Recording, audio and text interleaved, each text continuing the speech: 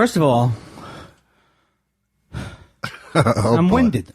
You are winded. I'm upset. Not upset. Why upset? You're flustered. That's exactly right. I mean, I didn't know I'd be coming over to Merriam-Webster's house. Choo-choo. Cha-cha. Where's my backup? I'm right here. Where's my backup microphone? Oh.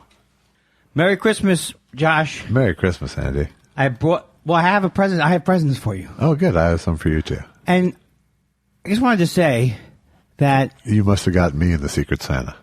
I don't really know how the Secret Santa works, but don't they know who the Santa is? The joke would be there's only two of us. Don't ever do a joke like that again. The funny kind? Not if you're insulting me. You're insulting me. Don't mock me. I hate that. Don't mock me. I hate that. Oh, my God. Okay. All right. And execute. And there we go. Will you just... There, would you get on with it? There we go. And testing. I hate that. You say to yourself, you never say it. And then you get to a certain age, I can't stop saying it. Test show 138. You're Pelosiing me with this lozenge you got going. What is, no, her teeth fell out. That's Trump is. You know, they say he's a brilliant sometimes. So some people say he's brilliant. Yeah. He's up to two-dimensional chess now. Oh, I like that voice. That's, it felt real. Okay, I just want to establish before we begin that I know that I do two voices. One of them is no, which I think is Ed McMahonish. No. Oh no, it's Carson doing Gleason. Oh no, I have another. Okay, that's We've Carson doing Gleason. That, yes. Oh yes, ha ha ha. Funny, sir. Ha. A beetle, a schmeedle, and a deedle. A beetle, a schmeedle. That's what I said. I've been thinking about classic jokes this week. Like, What are you trying to say? You're in the hospital. What are you trying? What's wrong? I can't hear you. Is something wrong? What's wrong? You're standing on my air hose. Classic comedy. It works under any. First of all, you don't know what I've taken. You don't know what I haven't taken. It's true. You don't know if I'm up. You don't know what I'm thinking. That's true. Wouldn't you think that our minds by this point, I mean, we have our periods at the same time every month. Exclamation point.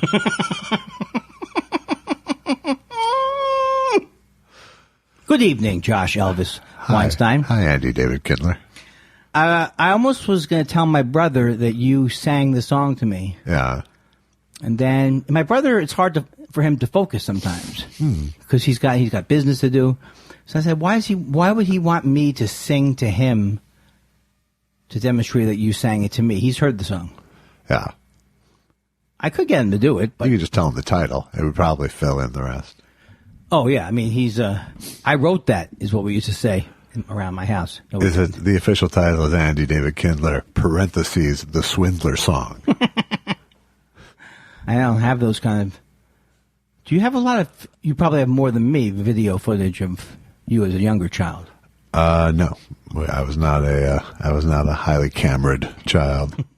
So you fell in the time period before VHS? Before all the parents had VHSs, yeah. I'm sorry, it must have been the chili. I just opened the thing. A can of whoop-ass is what you opened. Now, Merry Christmas. Yes, we've covered that. And I have a presents for you. Okay. Should we exchange them here? Sure, why not? All right. It's good radio. That's the thing. You have to evaluate it on the basis of, is anything we're doing good radio? No, it's all good radio. So, that's what I meant. Isn't it all Every good radio? choice we make is the choice. That's not my phone, is it? It's not mine. Well, it's somebody else's. I think Allison's is over there. You know what? We have to tape the whole thing from the beginning again. I cannot have that. Happy New Year. Hi, everyone. Just the beginning of tonight. Just kidding. Hey, about that. Don't forget we have to record some stuff for our Wild Card Weekend show. Okay, sure. The promos. Okay, wow, that was great. I can't believe the Bills. I have no energy for that bit. Merry Christmas. No, No, you can't okay, keep do that saying again. that. All right, so I have a gift. All right, are you Now starting? what's that? You're starting? Okay, good. Go ahead. I think No. I'll start. Now, here's the thing. All right. I have to preface this by saying, my mind is going. No, my mind's not going on me, but I don't know what I've bought you before, and I have a feeling I could have bought you at least 2 of these things before. Okay, wow. So if I have, I'm just going to give you cash. Okay, just give me weed. Or weed, or give you the receipt. Okay. I have the receipt with me. Yeah, you know how good I am at returning things. And also, I'm assuming that you like this genre, which I should know whether you like it or not. So I'm already guessing what it is. Once you said genre, What is it? it's a graphic novel of some kind. Yeah. Have I given you them before? No. Oh, my God. Okay, then we are in the second part of the riddle. All right. Have you read them before? So that's why I got you a corner thing. Have you read this one? Caricature? No, I have not. Excellent. One of my favorites of all time. That's not the hardcover. I mean, I'm not No, it's not. It's flopping. Not but it's Rockefeller. delightful. I look forward to it. Okay, that's so exciting. All right, so now, And I like that there's 9 stories. okay. I like the Oh, short, yes. I like the short format.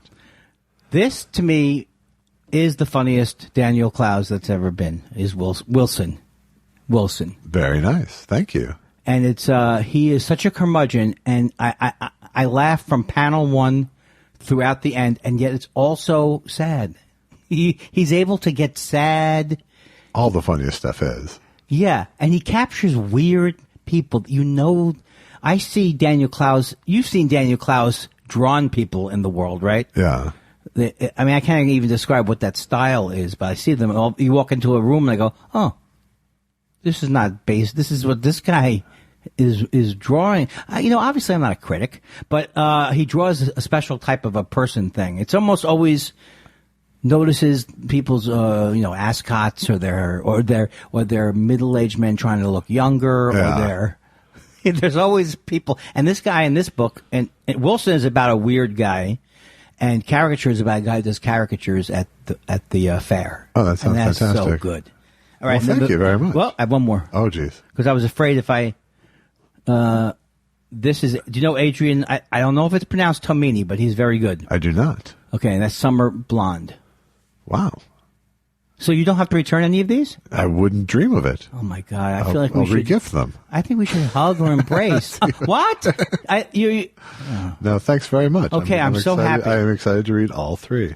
Score, What folks. describe Summer Blonde to me? Well, first of all, Adrian Tomini, I think it's Tomini. He has a style that's actually he did like a comic book called Optic Nerve, which was amazing. Yeah. And his style is when I first saw him, I said, "Oh my God, it's like he's copying Daniel Clowes. He's obviously influenced by Daniel Clowes, but he's doing his own thing." Okay. And it's great. And they're similar.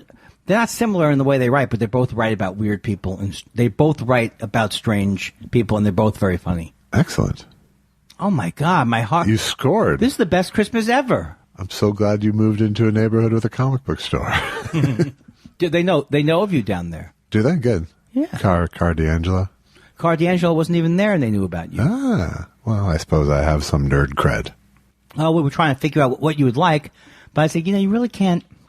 You can't figure. I mean, I wouldn't think you'd be into superhero. No, that wouldn't have been. These will actually get me to crack them. Right. Superheroes, it would have to be like rearranging bookshelves and going, yeah. That's exactly right. This is perfect. Cool. Okay, so I actually had a gift custom made for you. I'm nervous about this. It's a gag gift then. It's not really Kind a of a gag gift. gag It's a gift. warm, humorful gift, I think. Is it like a straight jacket? No, it's... Oh my God. Give it. It's Christmas stockings that are personalized. This is the greatest present I've ever gotten. He gave me 2 stockings, and the first one says "give it," and the second one says "a shot." Oh, you should you know how people, when they have real podcasts, they go, or like a crime thing, go to our website, you'll see the thing. We'll do that. We'll put it on Twitter. You should put that on Twitter because we'll take a photo tonight. I did not expect that. First of all, when I bring it home and I explain it, it's really good. Give it a shot. And these two goofy snowmen. There was only one. I was gonna I was hoping to get you a female snowman for you and Susan. But there was just these were the only ones I could get. You can't make monogrammed.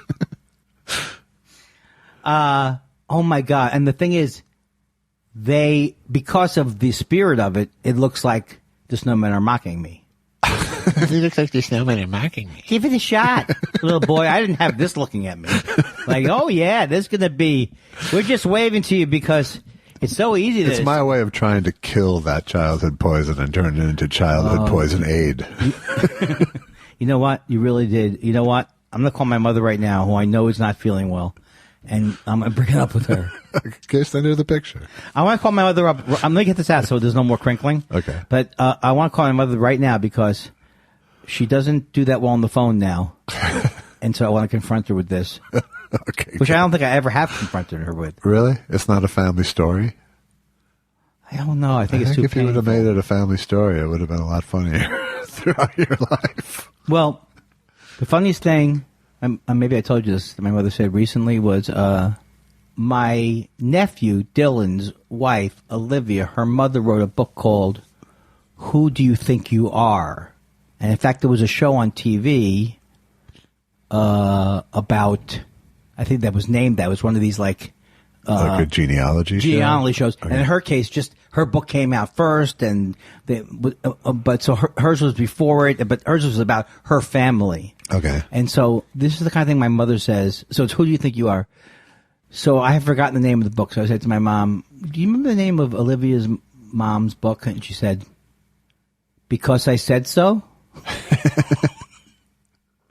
And that is to me is so funny because it does have the same feel. Right. Who do you think you are? Who do you think you are? If she would have said, "Who do you think you are?" You go, "Mom, I'm just asking the book." Well, also Because I Say So would be something like that's from my mother's parenting generation. Right. They didn't have a lot of back and forth in my generation. They had very bad comebacks for the most part. Well, they had.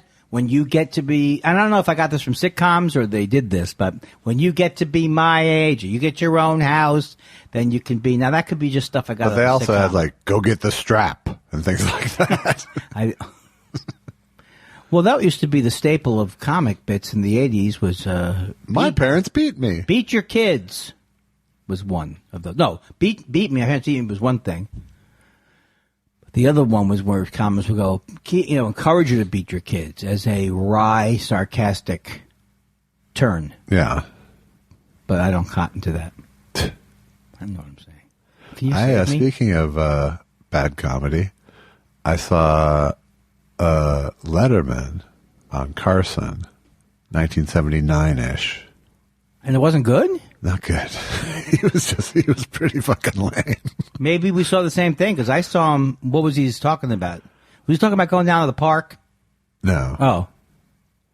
No, he was, I can't even remember. But it just wasn't. It just like that. It was all just like stuff that would work as a half-written Letterman joke years later. But here it was like presented as a joke, but half-written. Was it stand-up? It was stand-up, but it was all panel. Right, yeah. But from the second he sat down, he started doing material, even without Johnny's prompting. That's weird. I thought he was always in the pocket. That's how... This is after he had started guest hosting, too, so he was very comfortable. Right, yeah.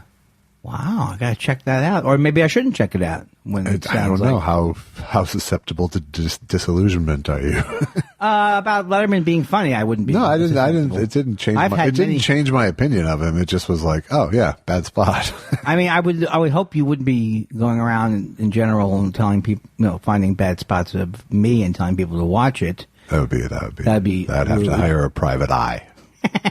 But this would be something I would want to see, and I would want to see it and figure it out in the past. All right. I just still a favorite. One of my favorite antenna shows, or Cozy, or Get TV, or Fireside TV, is when they play the Johnny Carsons. Yeah. I didn't mean that like from the Woody Allen movie where he goes, "You were on the Johnny Carson." Yeah, I go through little phases with it now. I can't watch it for that much, but I can tape them and zip through them. Well, I always had Amoeba, which I thought was closing, but it's not closing. It's going to move. Right. Didn't you think it was closing at one point? No, or? they were just giving up the building. Yeah, and I noticed some things there, like maybe when I first got DVD or a DVD, I wouldn't have bought any of these things. But some of these things are, if you don't know what you're doing, you are going to be ripped off. Like it's not Here's Lucy, but it's not I Love Lucy. It's The Lucy Show. Right, and it's like, you'll love The Lucy Show. The Lucy Show. It was like, this one was like 15 episodes of that, 15 episodes of Petticoat Junction. Yeah. Which was a terrible show. And The Lucy Show is a pretty terrible show. Sure. And then, except for Gail Gordon. He was, Mrs. Carmichael. You know what? I've changed my mind. I like The Lucy Show, but Petticoat Junction. But I was so like, wow. Come and ride a little train that's heading down the track to the junction. Who named the artist? I don't know anything about it. I can't. But Benjy was on it. Benjy? Benjy the dog, the famous dog. Are you making that up? No. On Petticoat Junction? Yes. Was it a whole bee story I missed? No, Benjy was the dog on that show. How can you remember that? I'm older than you. Well, you've seen everything I've seen because you're smarter than me. That's what I think. And so you've had, in less years, you've been able to cover all of my vast which includes Scooby-Doo. No, I don't think I ever saw Scooby-Doo. That's right in my pocket. I have a vast anime collection. So I never liked it. What? Scooby-Doo. It's not good, right? Watched it all the time. Never liked it. Did you watch it as age appropriate? Yeah. Is it a dog? Scooby-Doo. Is he yes. a dog? Yes, he is. And he's like rough, Yes, rough. he is. And he's like roof, roof, rough, rough, roof. Randy Riddler. It's for kids, right? Row. Okay, stop. You've annoyed me. You annoyed me like someone at a puppet show, like you're trying to do a puppet show. Row. Hi, kids.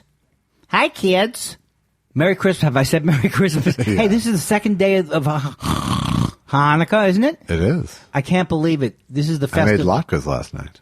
Yeah, you know what I don't like? I don't like pictures of food I can't eat. And I certainly don't want to come over here and have you go, well, I have the latkes frozen, because that dog won't hunt. How many dogs do hunt? I'm not sure. No, seriously, I'm being honest. I'm That's an honest still question. dwelling on your impression of me with the latkes in the freezer.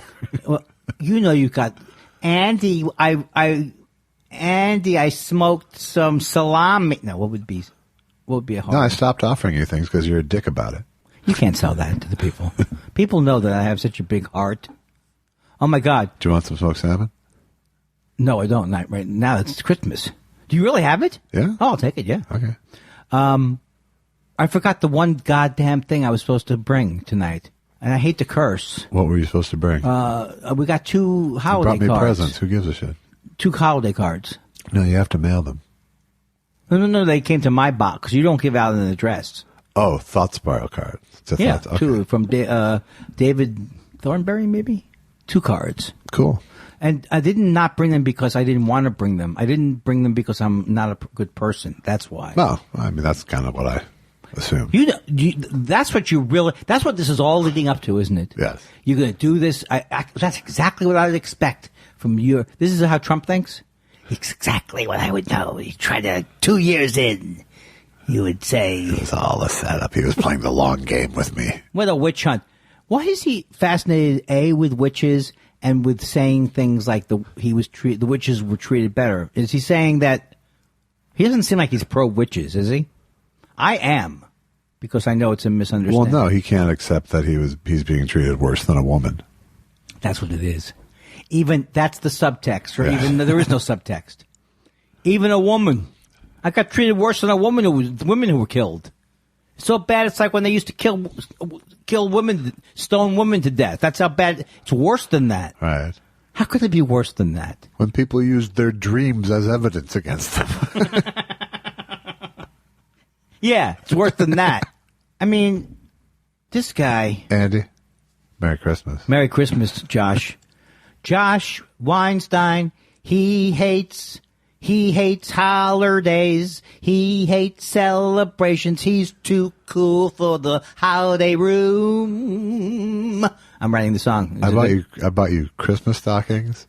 I made latkes last night. You cannot say that. I have lights outside. I like the lights, but you can't tell me. Christmas Eve dinner tomorrow night. I'm cooking Christmas dinner on Christmas. You can't tell me. Go fuck yourself with your he hates holidays. Ooh, what's coming up at the? Is it maybe someone's not afraid they're not going to get their year-end bonus? Now you have to admit that's funny, right? Yeah, I did. I laughed. But is it phony as in a? I mean, I didn't do an Andy Kindler. I didn't do one of those, but I laughed. You know, if you continue in this vein, and when I say vein, I mean the one that delivers the heroin. If you continue in this vein, within a month, I would say from now, I'll be dead. Okay. Oh, ho-ha. So I saw Cats twice because I couldn't believe it was more people I know have seen Cats than I would have thought. Really? And they're seeing it ironically. How could you not see it? The people at Earth to Comics went to see Cats, and I said, how was it? Bad. I loved every minute of it. Yeah, who has the time for that shit? They do? I used to with puppets. What do you mean? Watching shitty movies. Oh, but you were paid for that. Yeah. I think that there's so much to be said about the downsides of my personality that we overlook. We sometimes overlook your go-to maneuvers. Now, some of them are always going to work for me. For example, tomato. Always going to like that. Okay. Crying baby. The best. Okay. And I'm telling you, if Star Search comes back again, or maybe it's still there. Don't do Elohim. All right, look. What did you think of Eddie Murphy hosting Saturday Night Live? You didn't watch it, maybe. I did watch it. I did watch it. And what was your feeling about it? My feeling was, while not hilarious, it was fun. It was fun to see him strap on the old culturally inappropriate characters. Well, what was Gumby? I don't remember what Gumby was in the old days. Was he a Jewish guy? No. Oh, because that was hilarious to me. Had you never seen Gumby? Did you never see Andy? Did you never see him when he was on the show? No, I don't remember. I did see him when he was on the show because he has literally the greatest bit of all time, which is Images by Lamar Green. Yeah. Where the poet, where we're Kill My Landlord. Kill My Cill. Yeah. So no, I've seen some, but I did miss some, and I don't remember what Gumby was. Well, Gumby. I remember Gumby. You remember the original Gumby? I don't remember what that was exactly. Was it a cartoon? It was a claymation. Okay. Art Clokey. And what was his voice like?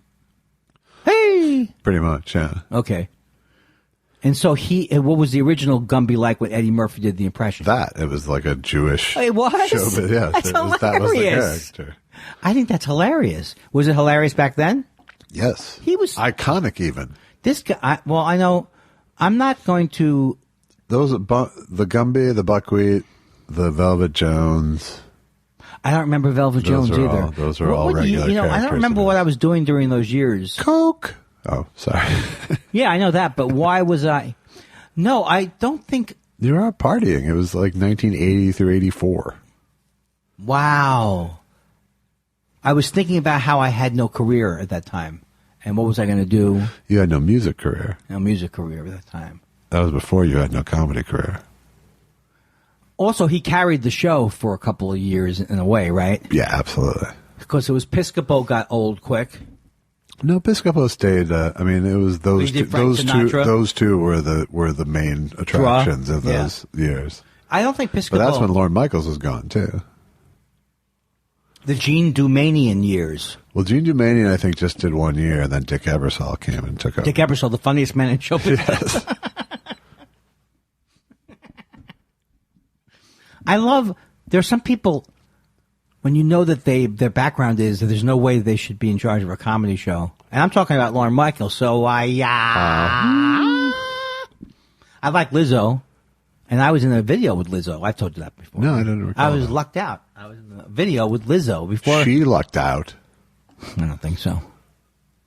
But for this show called The New Negroes, which Yeah, with Baron Vaughn. I think. Oh, yeah, I Yeah. guess you did mention that. maybe I did mention it because I don't think there would be a chance that I wouldn't, take a credit and jam it down your throat. True enough. No, is that how you feel about me? Oh God, I really feel like I have makeup on. I'm working hard now. I'm all of a sudden working hard Yeah, tonight. good. It's the last hard work of this fiscal year. I got a last minute gig Did you? that was I hate working the last minute of a show. because you have to do the credits. Military wives.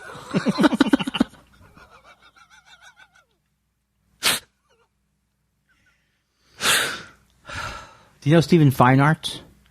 No. He directed The Bitter Buddha, which is a great. Oh, yeah, okay. So I got a call out of nowhere and to do a commercial, to be like a fake psychologist in a commercial Yeah. that's going to be on after the Super Bowl. Nice. But I didn't know it was happening. And boom, boom, boom, boom, boom. Kindler closes the year with cash. Kindler cash. Well done. So what do you need that I can get you? That would be. I need 3 graphic novels. How about in terms of do you think if we upgraded our gear, we'd get a bigger fan base? Yes. Really? It's all about the tech with us. That's what I thought. I thought that's what was holding back. So does that mean like should we do the show with heads? What is it when you wear a thing? A headset mic? Like Tony Robbins would do? Absolutely. And we should spar. Maybe we should kickbox. Aren't you glad that we don't tape, that they can't, no one can see us? Yeah. I think that hurts it. I mean, on our side. It would hurt us. Yeah. Yeah. Yeah. What do we would be like?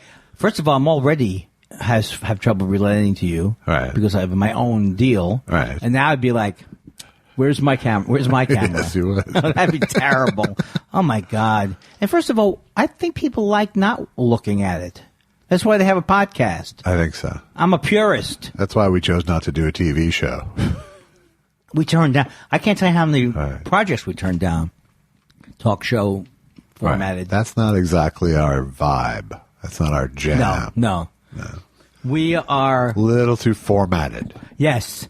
Also, I'm tired of women just seeing me as eye candy, but they won't see me for myself. Did you watch The Man Who Came to Dinner? You know, in my mind, I thought you were going to want me to watch that.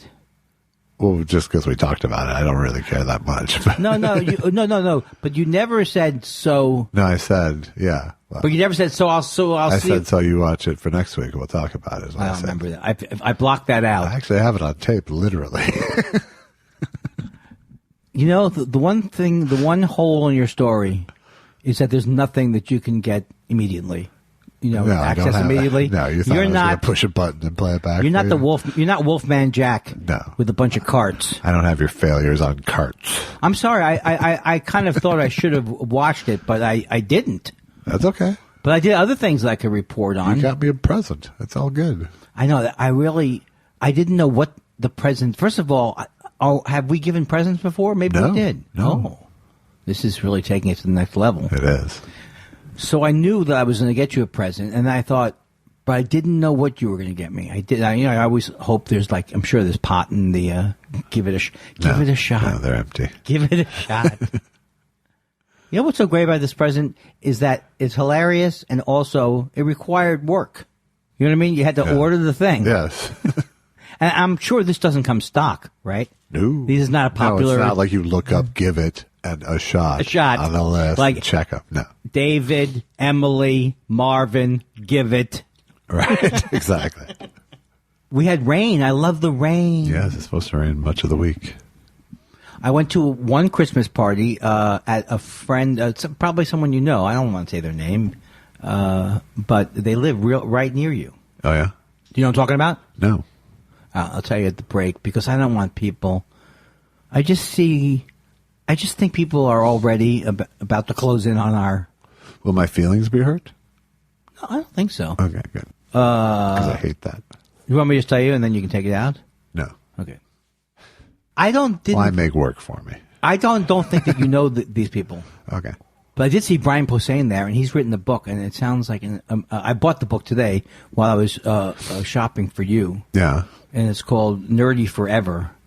And I do a lot of that buying myself a thing when I'm supposed to be out buying other people a thing. Yeah. Very good at that. It's good for the economy. For the economy. But it sounds like he said what really helped him, it's like a memoir thing. Yeah. He's a writer. I asked him if he likes writing. He goes, I like writing, but it's very hard. This was hard because I've tried these things with writing about myself. Yeah. But he said it really helped him to say it out loud and record it. Oh, yeah. Does that help you?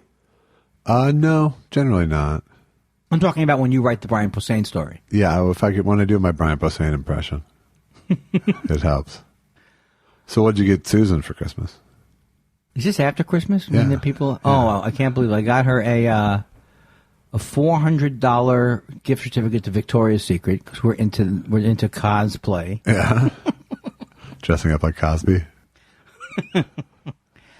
I got her. Oh, okay. You know what I got her, and maybe now there's no. You know, I just realized this is a safe place for us to say things that our wives will never hear. Exactly.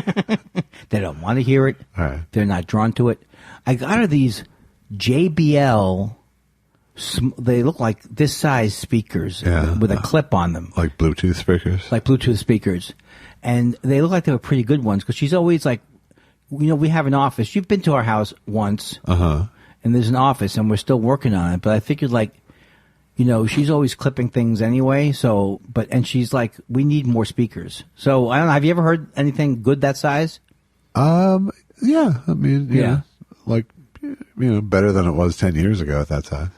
Then I got her because we decided not to get presents this year, like regular presents, just stocking type presents. Yeah. So that's what that is. And then now you got somewhere to put them, baby.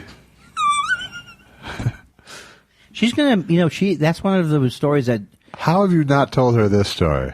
No, this is one of the stories that almost made her cry when I told her. Oh, okay, good. So she's gonna want to come over here and clobber you over the head. No, I think she'll go. That's healthy. Get rid of. He's got Eddie laughing about it. You know what? I'm she'll taking it to my therapist. Okay, good. I don't feel like I have one of these lives, but don't you feel like there are people who got into documentary type stuff, like fake documentary type stuff, but that they really wanted to show? Well, I mean, Tom Green would be the example of it, but he did it really well. They want to show more of their life. Yeah. As that's what their thing is. That always frightens me, to be like, hey, come on in and look at my TV dinner from 1974. Right.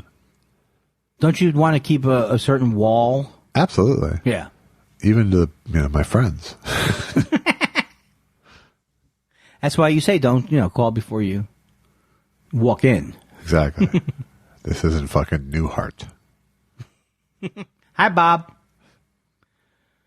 Newhart was good with that, though. He was okay with it. He was The first show was the greatest. Did you watch any of the latter ones? I'm Daryl. You're Daryl. He's Daryl. How good can that be? There was funny shit on that show, for Let sure. me finish. Great show. That's what we should have more of. Have you? And their final show gag was fantastic. That was the greatest. Yeah. And the original show still holds up. There's certain things I find it very, very hard to watch. We've talked about this, I think. The multi-camera format is so hard, especially if it's on like a major network. Yeah, it's almost very, always very stilted. You're out within the first 10 seconds. Yeah. Because it sounds like this. What happened to you? I fell off the thing. Well, that was actually the corniness, the stiltedness of the joke on the Eddie Murphy show with Tracy Morgan. I made my money on the road playing gigs. No, I got hit by a truck. Yeah, that was very funny. That whole first scene made me laugh. Yeah. The way it was like, with them all coming out. Yeah. That was good. Well, that's that show. I'm trying to, I don't watch any sitcoms on a major network. No, I don't either. I haven't for years, really. It's hard to make a sitcom. Let's leave it at that. It is. And it's no fun either. That's true. Unless it's our show. Right. Please go Shark Tank. And then you have a spoon, and the spoon is made of jelly, and then you eat the spoon. What do you think? I think it's a good idea, Billy. I'd like to give you like $75. Why don't you go fuck yourself? I need $2.5 million for a 15% stake. Go fuck yourself. That'd be the bloopers from the kid show. Right. Go fuck yourself. If you told me that once a month I'll be able to fool a small child like I fooled on our show, our kid show, that'd be enough for me. I still feel like, yeah, in your face. Not in my home court. That was your Perry Mason moment. We're going to go to our chambers. Like thrashing an 8-year-old girl.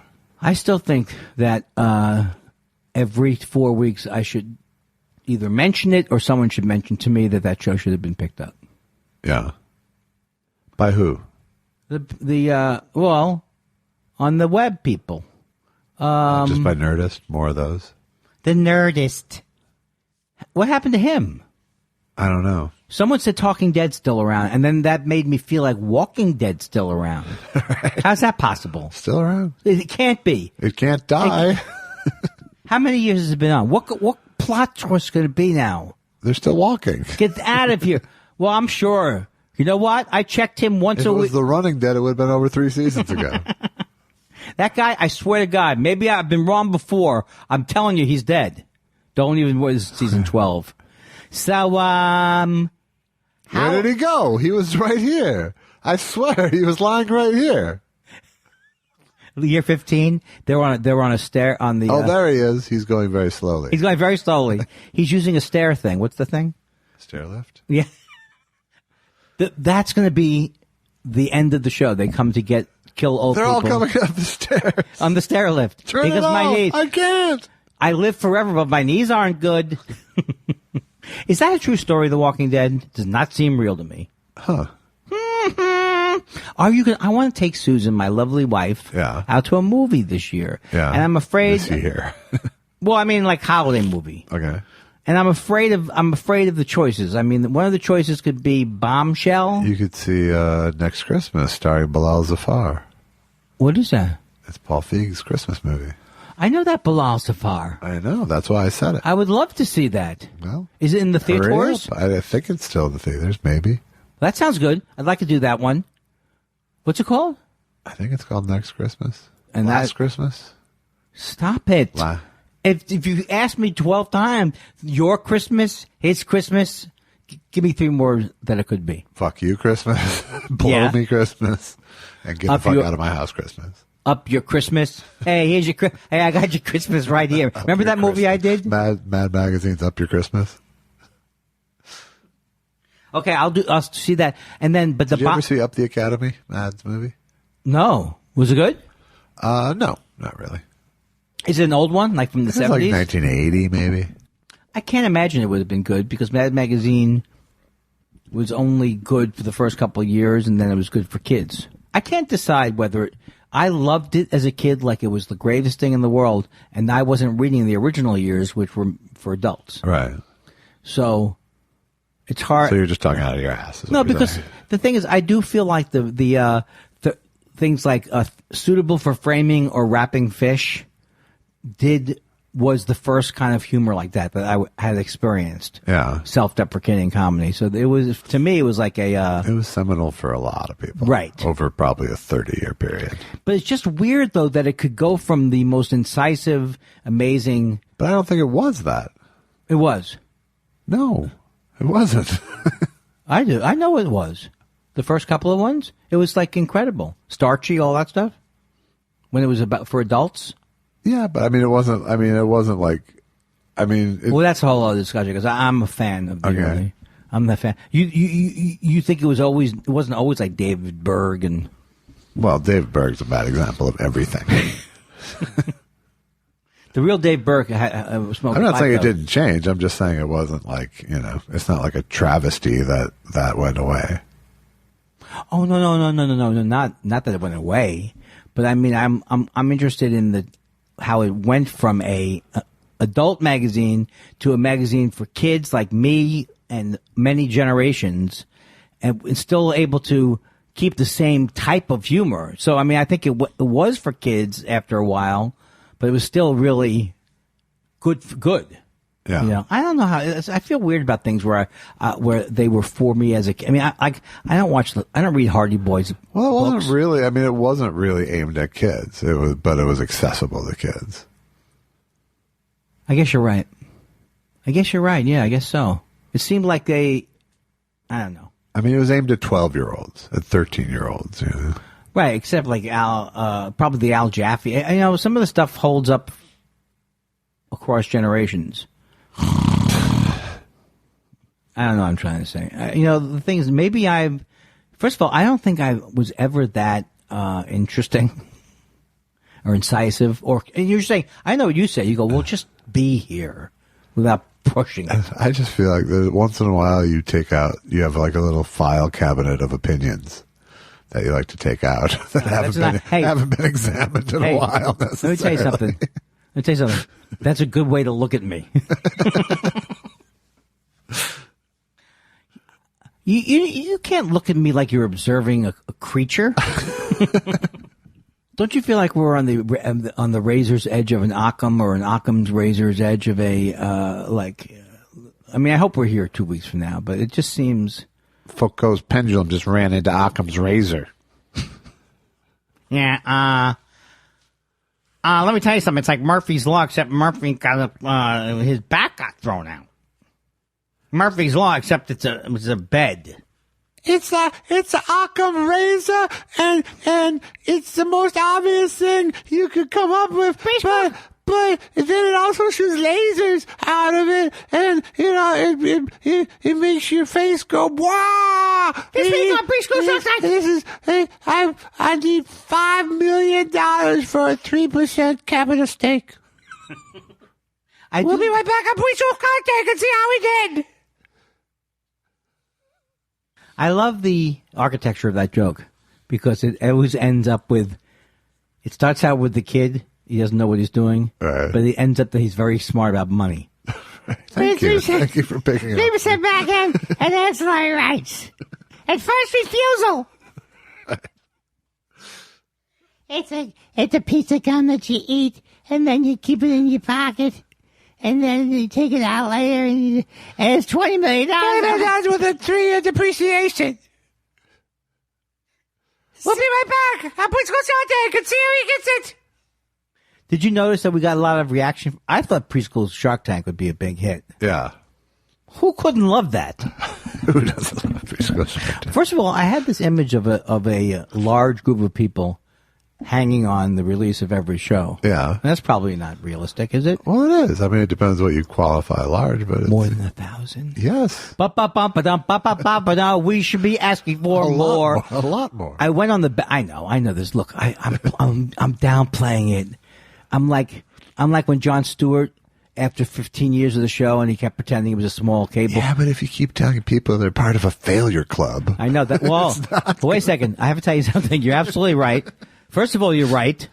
And secondly of all, yeah, why should I drag you? I have the right to sabotage everything, but I don't have the right to drag you down into my usual crap. That's right. Yeah. All right. Duly noted. I can't believe we hit I'm going to try and do a fake. Yeah.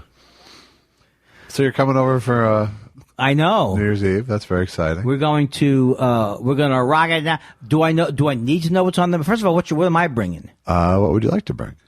Well, I can always bring alcohol. I could bring pot type items. I like it all. I could bring a dessert. I could find a dessert. What? I'm of course going to make my traditional New Year's Eve jambalaya. Really? Is it spicy? No, just regular jambalaya. You looked at me like I wasn't going to even get that. Like I was so stupid. Like I was so self-involved. I did look at you like that. Why? I did. Who do you take me for? I confess. I barely got it. What you said barely registered on me. So is the jambalaya? So you're having jambalaya? No, of course not. I was back in the pit. Yeah. How about the étouffée? What would you like? Oh no, I don't care. It's up to you. But what would you like? I like pleasing the guests. I thought you were going to do 2 things or something. I'll do whatever you want. So you're going to sous vide something? If you want.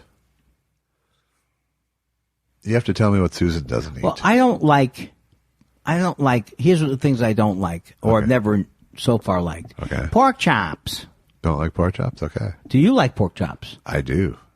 Like, if you took, like, would that be one of your main holiday things? Hey, we're having pork chops this year? No, it would never be a holiday. Because my father would do it. It was all dried out. I was thinking of doing like a prime rib or something. Thank you. Case closed. Sold. Okay. Thank you. Score. That's like, what am I thinking of? Yes. You can never. And I will either smoke it or sous vide it. I'm not sure. Oh, I love it. Whatever you want to do. Oh, my God. This is so wonderful. And this reminds me of Vegas with the prime rib buffet. I always loved that they were prime rib buffets. Yeah. Do Do you want me to make it a buffet? Because otherwise, No, whatever. No. I'm not trying generally to. I'll serve people. But I don't want to mimic Vegas. Did you ever? I don't want to mimic Vegas. Don't do that. Don't do that. Did you? Did you ever? Have we talked about? Or did you? I got excited the first few times I went to Vegas as a comedian, even though I knew I would bomb probably. yeah, And I still get excited about Vegas I don't get excited about Vegas because you don't like anymore. gambling. Not that into the gambling. I feel stupid pretty quickly. Do you like a bunch of acrobatic shows, like about 15 to 20 of them? It depends whose music you set them to. The Beatles, Sure. Maroon 5, not so Less. much. Welcome to Maroon.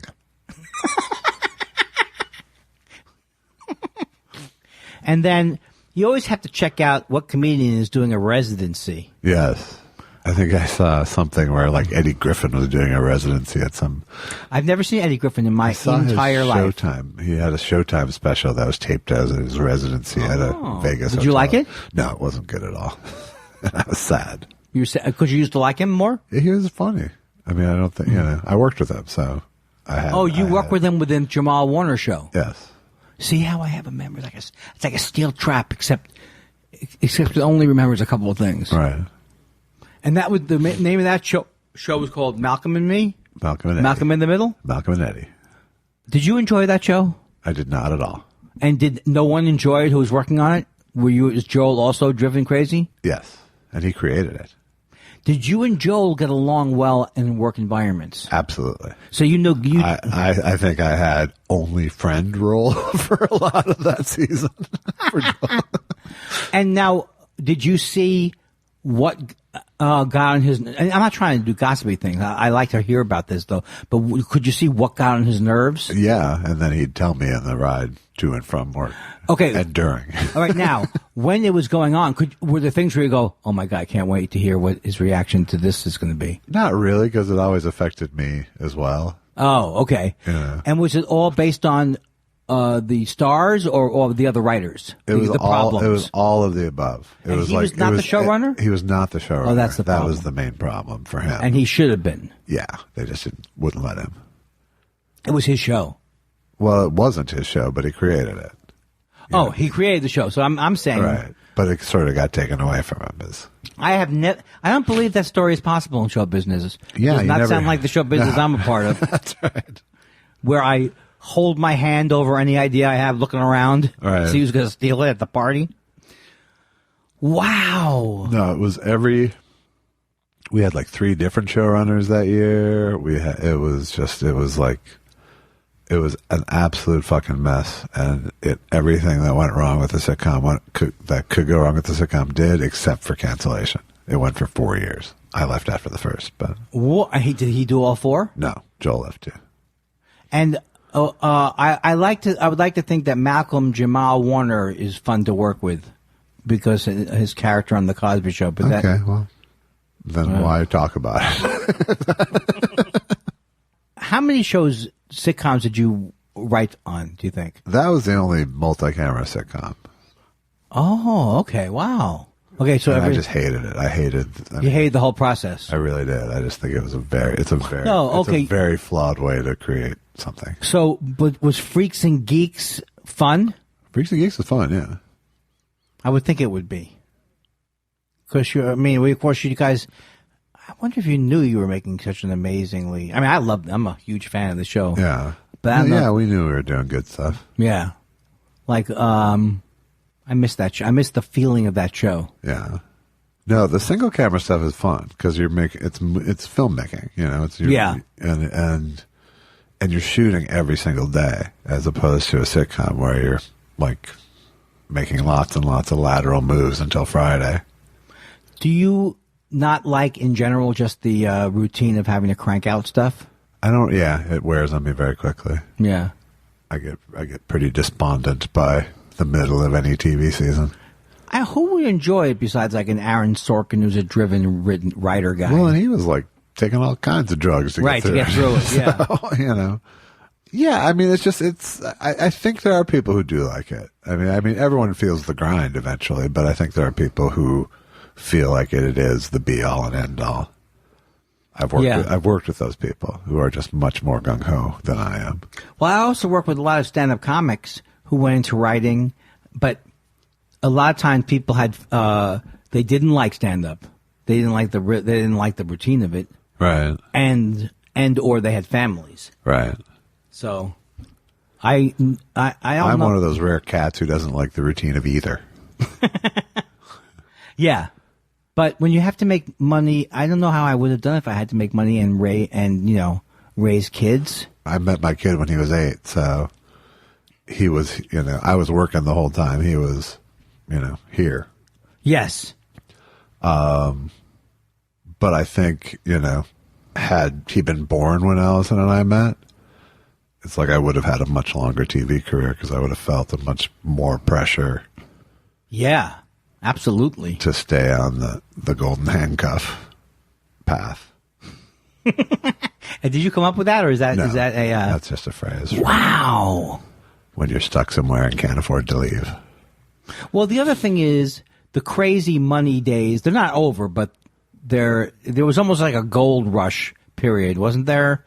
Like where all these big writer deals there were. Wasn't there, but there still is. Still the difference now is there's not as much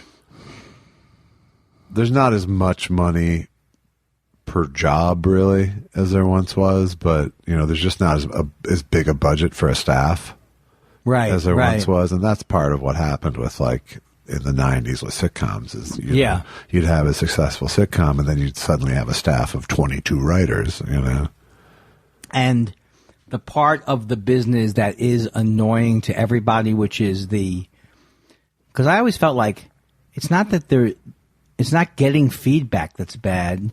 It's when you're getting feedback that's all based on everybody being scared. Exactly. And then that's when it's... that's the poison of television. That's the poison. Is fear-based decision making. As soon as you're in the realm of... They won't know about El Segundo in Iowa. I mean, it's not like that so much now. Well, but it's fear from every direction.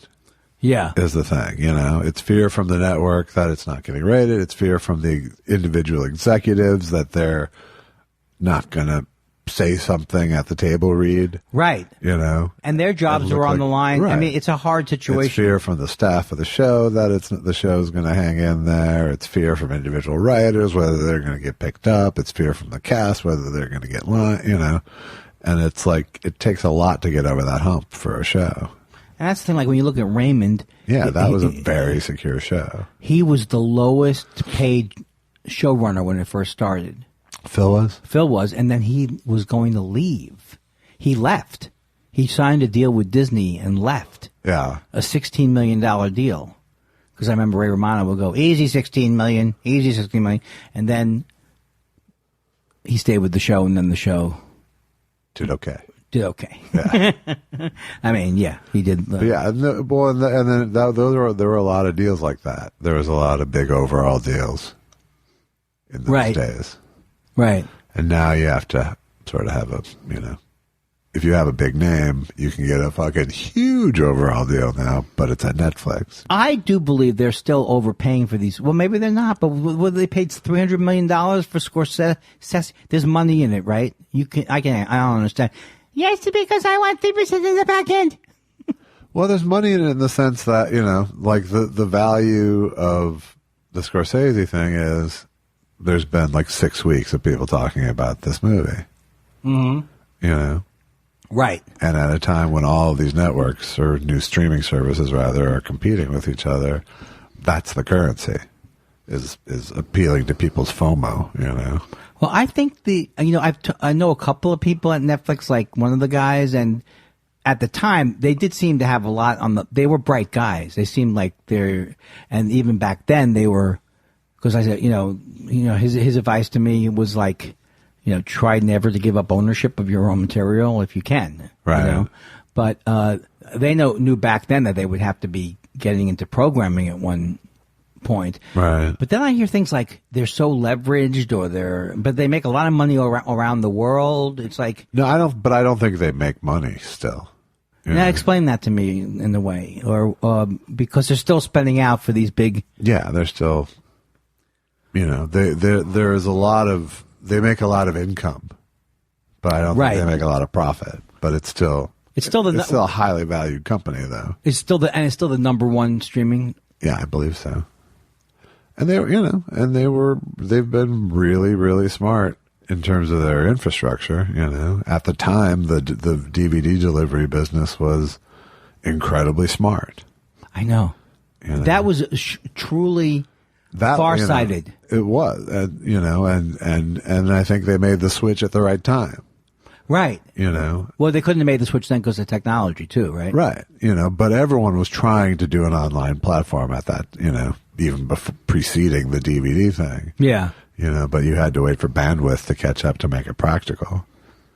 That'd be a good name for a band. Bandwidth. Yeah, really good. You like it? It's not on bandwidth. I really, really like it. No, seriously, tell me honestly. Okay. What? I love it. Sucks. Where I'm not going to brag, but I was over at I went over to the mall there on Woodman, and I ate at if I want to tell people, if you're in a mall and you don't think there's any good food, and there's a Bloomingdale's in the mall. Yeah. I'm a fan of the 59th and Lex brand of restaurants. Maybe there is no Bloomingdale's other than New York and out here. I bet there is. Have you ever eaten one of those? I never have. Well, do yourself a favor and punch me in the face or something to get me to Did they have one of those at our mall, Bloomingdale's? Yeah. It's good. Susan and I, we split a chicken, white meat chicken mango salad. Yeah. I had a bowl of clam chowder.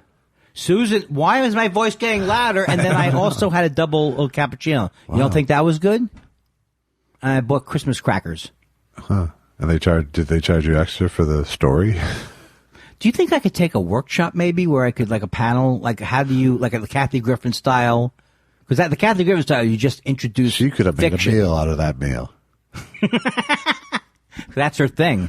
I never will talk. It's always like, I don't have the same anger towards her that I've had at previous times in my life. In fact, I don't think I have any anger. Well, maybe I have to be honest. And if you name a grudge, well, once you ended up on the same side as Trump on the issue, how could you? Right, but then she blocked me on Twitter. So, but who cares? I mean, who does care? I don't have anger towards her. Like, I realize I did still have unresolved things with Sam after talking last week. Oh yeah, I think we all realized you did. Can you, for one goddamn motherfucking second, just say things from my side? No. Goddamn argument from my side. It's not every fucking time I'm taking the side of the man. I'm not taking anyone's side. Entertainment. I'm taking the side of reasonableness. Fuck him. No. I still have issues with him. I still have issues. Enough said. Right. I can't think of any time where I had gotten bent out of shape where it wasn't about my feelings about myself. But I wasn't aware enough about it back when they did have those. I can't think of anything specific, but any time I would get really upset about things, yeah. I wasn't aware that, these are basic life just things. Jealousy. Yeah, this is punching really me. Because I was thinking, okay, here's what I was thinking about today. Because I don't know if I told you about this, that I had a friendship with Jeff Garland. Okay. Did we talk about that on the thing? No. Okay, so I used to be friends with him. I like a fresh grudge. Yeah, I used to be friends with him, and I used to think he was funny. Uh-huh. But the problem was that he would always say these things. I thought he was grandiose, and he would say things to me like one time we walked to a car, and he said, "Andy, you know what? Someone has to be the second banana, and someone has to be Sid Caesar. if we ever did a show together, I would be Sid Caesar, and you would be Carl Reiner. Just the way it is. And you took that as an insult? Yeah. And so I took these things over the years as insults and formed opinions about his personality, which may or may not be true. Let's Right. put that aside. But he has this kind of a personality where it's like, look, I'm just a simple country lawyer, you know. Right. Who's And- condescending to you? Yes, he's condescending. And he also used to do a thing like, Andy Kindler, you're the funniest man. Oh, my God. Oh, God, you're funny. You're so goddamn funny. He would do that to me. Yeah. And so one time he tweeted about the Goldbergs, that something like, I don't even watch the show. Something like that. Uh-huh. So then I said, oh, that's great. Once again, I don't know what the anger was, but it was like, yeah. Even his own show, he's got to put that down like he's too good for it, right? Uh-huh. Well, he didn't know I had these feelings. And it ended our relationship. Uh-huh. Even though I've seen him since then at parties, and I have apologized to him via text, because I think now that I think about it, when I was going through it, I felt like I was right. Right. And I was not right, because you should tell somebody at some point earlier than Twitter Right. that you have problems with them Yeah. If you want to maintain a if they want to maintain relationship. the relationship.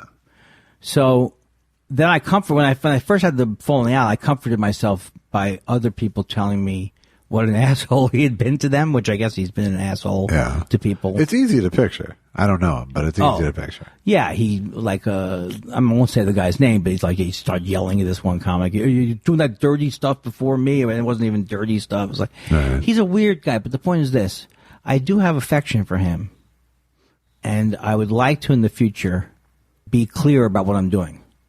So when I think about that, I can think about that and go, oh, I do feel bad about that. But then the growth is, I don't think I'm a horrible person for that. You know, and I think I used to. I think you're just seeing a much healthier connection between cause and effect. Yes, absolutely. So then when we were talking about Sandler, I was back in that. So I was like, what am I unresolved about, or what am I defensive about? Right. And I still am not exactly sure what the root of my defensiveness was about. Do you know? Can you decide? I think there's something about the fact that you're mad that you were scared of him. Yes. I'm mad at myself for being scared of. I am mad at myself. I have. It's dealt like with, you gave him that power. Yes. And you're sort of mad. But I'm also scared. I'm also scared of him. I mean, not the current Andy like I used to be. Right. But I in therapy, I dealt with that. I really was scared of getting beaten up. Like that was Right. Well, I mean, I know. That's what I mean, though. Yeah, Is definitely. that you're mad about that. I'm mad about that, and I'm also mad that, and still the defensiveness of not being able to look at your own behavior. You think that's would be not that hard a lesson to learn in life? That, oh, you could be an asshole, or oh, you could have been this. But for some reason, for someone like me, and maybe my mom and narcissistic tending people, Right. it's very hard for them to look at their shortcomings, and don't make any comments about my shortcomings. Don't turn it into a joke about me being able to put the top on the tree. No, I wouldn't touch that joke because it's perfect. Susan loved that guy. Susan loved that kind of thing. Yeah, I mean, the narcissistic thing is thinking that Adam Sandler has anything to do with you. Or also, yes, and also making a judgment about Adam Sandler. That's what I mean. It's not yours to comment on, even really, if it's not. I think it's okay for me to react to, I saw this thing and I didn't like it, or Yeah, whatever. I agree. I do think that's okay, but But there's a difference between that an observation from the public versus an observation from a fellow insider calling you out. yeah, I think that I have decided, part of me has decided that he has to be, the unhealthy part of me has decided that he has to be a bad person if he doesn't like me or something like that. Right. And so I think that's. And meanwhile, you've made absolutely sure that he couldn't possibly like you. Well, that's true. But I'm not so like, to me, if I come up with a funny joke, it's like I came up with a joke like Tim Allen say he's laughing all the way to the bank. It'd be to maybe be funnier if on the way to the bank he made the people he was with laugh. I mean, I don't have a problem with some of those jokes. Right. But you don't want Tim Allen to like you. That's true. Sandler, I do, but I don't. But you know what? I started to think back about it, and so when because Sandler's 1 degree of separation from you. Tim Allen's like 2 or 3. Yes, Tim Allen and I had met, right, and worked with early on the road, and just didn't. I could tell, like, right, I didn't really want to be him, or right. And Rick Messina got mad at me for making fun of him. We got an argument over it. Really? Yeah, because I said, yeah, because it was that was one of the things in the Hack book, or men are pigs. Am I right, ladies? And like I was saying, that's kind of what he had wrought upon comedy. And then Messina was arguing with me about it. I remember these arguments now. They're pretty funny to remember because it was like. That honestly, that's when you know when the dementia is real, is when you start forgetting slights and arguments. That's true. But this was a good one because he was like... It's like with Gruber. I was once, like, Gruber thought he was, it's like, oh man, I'm slipping. I'm like, Gruber, how many cigarettes do you have in your pack right now? 7. All right, you're good.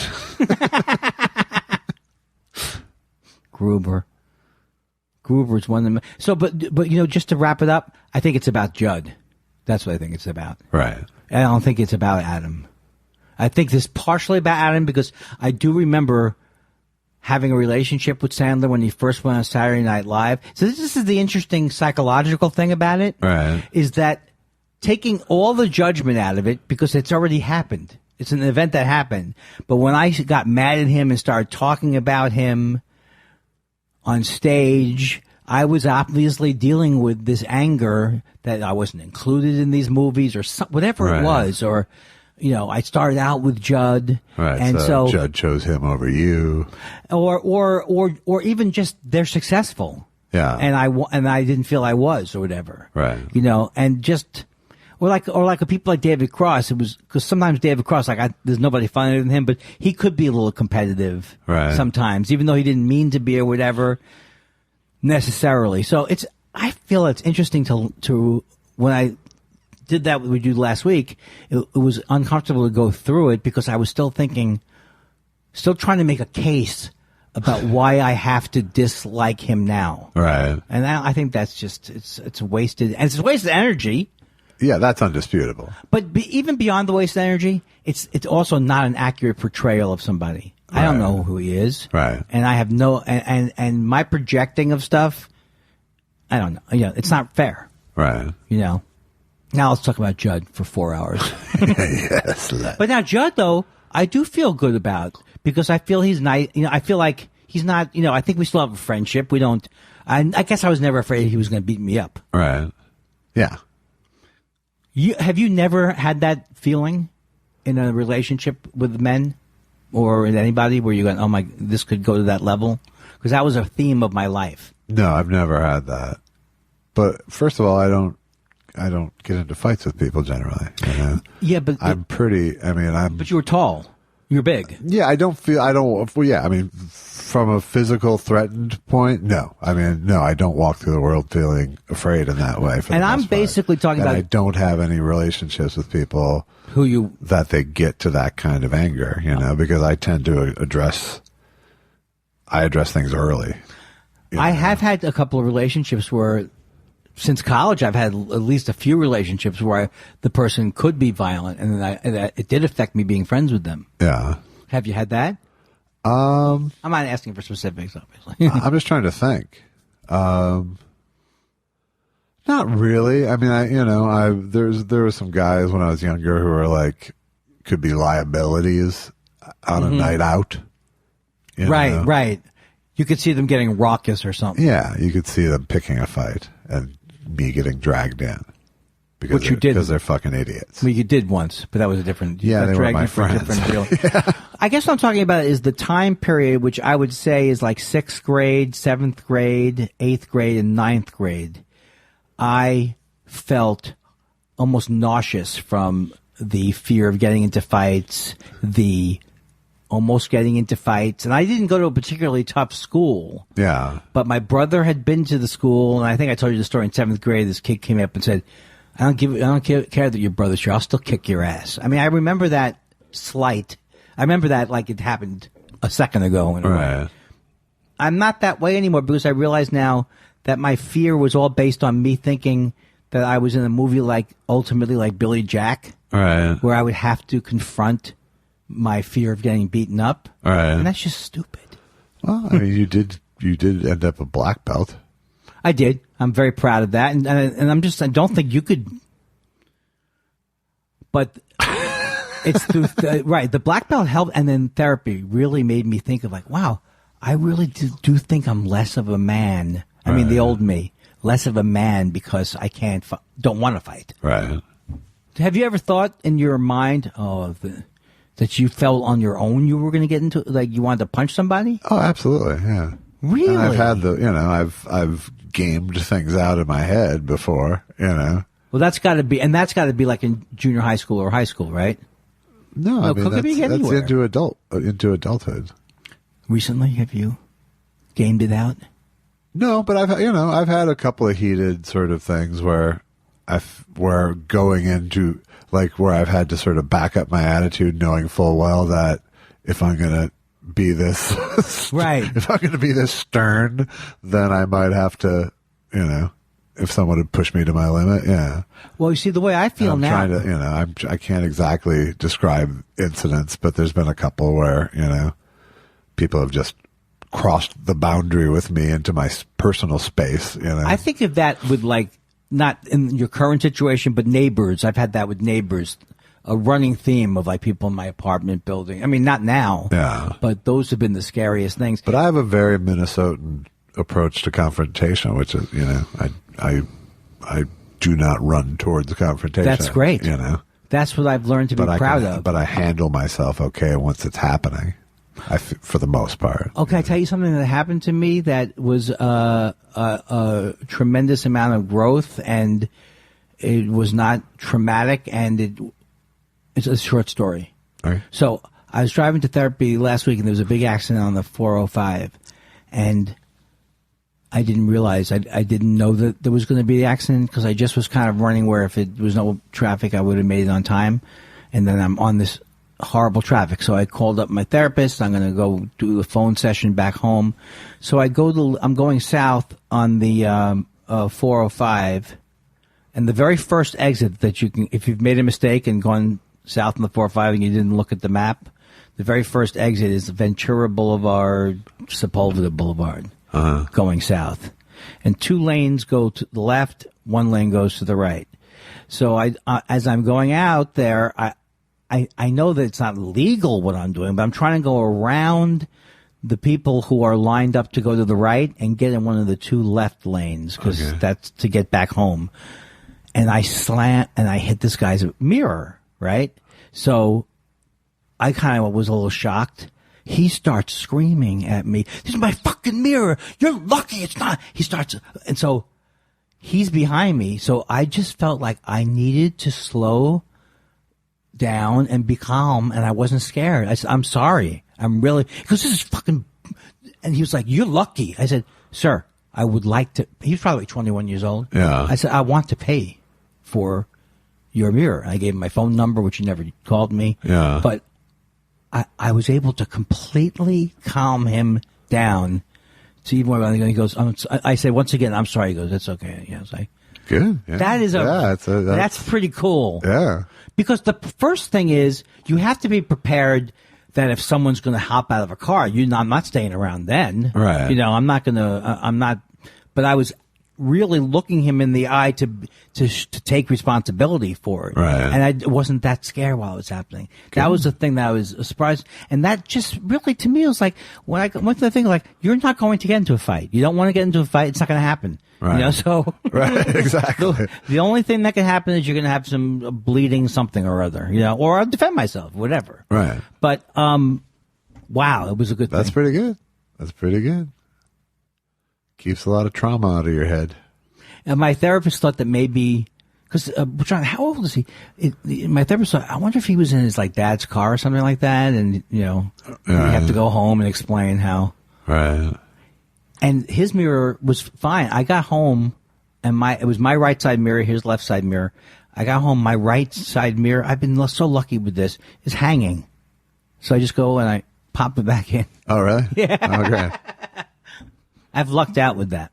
Did you break his off, or No. you just I think he's sort fine. of pushed in, kind of? Yeah, I pushed it, and it sounds louder than when I used to think I hit small pebble people. Well, good. Anyway, I'm cured. That's a huge victory. Do you have anything for the break time? I really had gamed this one out. Well, I didn't watch the movie, but I've had a couple of decent sets. Good. Send me one. Okay, I'll do that. And I will. Do you want me to watch the movie or it'll be too late then because it's past the holidays? It doesn't really matter. It doesn't matter. I don't want to. Don't give me any more give you homework work right now. I don't want to give you work. You know I'm like hanging. I literally wanted you to watch it because you wanted a new Christmas movie, and it's. And a good so I'm one. an idiot. I deserve to be. You know, I looked and they said there's a new Christmas Carol and stuff, and it's over. Yeah. It is absolutely, and it's my favorite. There's no value to a new Christmas Carol. No, I can't do it, and I've watched every version of it. Yeah. And I will never watch. And there's not one that's much better than Mr. Magoo. Mr. Magoo is so great. I want a Christmas tree and on the top of and razzleberry dressing. Am I not singing the right one? No, I was just seeing if there was more. All right, so this is a set from, do you know where? It's either going to be from this place. You know the place called the Complex? No. There's 4 small theaters on Santa Monica Boulevard. They've been there forever. Yeah. Well, this is one of them is called the Pack. Okay. So it's from there. All right. And I'm scratching my ear too. Or it could be another gig I did. Are you saying hello to Carol Burnett's grandmother? Yeah. We'll be back right after this. Now I remember what I was going to say. And isn't that great? Well, that's what I have. My mind goes blank every 7 seconds. I have a lot of conditions. I have, no hippies. No. I'm a hippie. I have sleep apnea. Deal with it.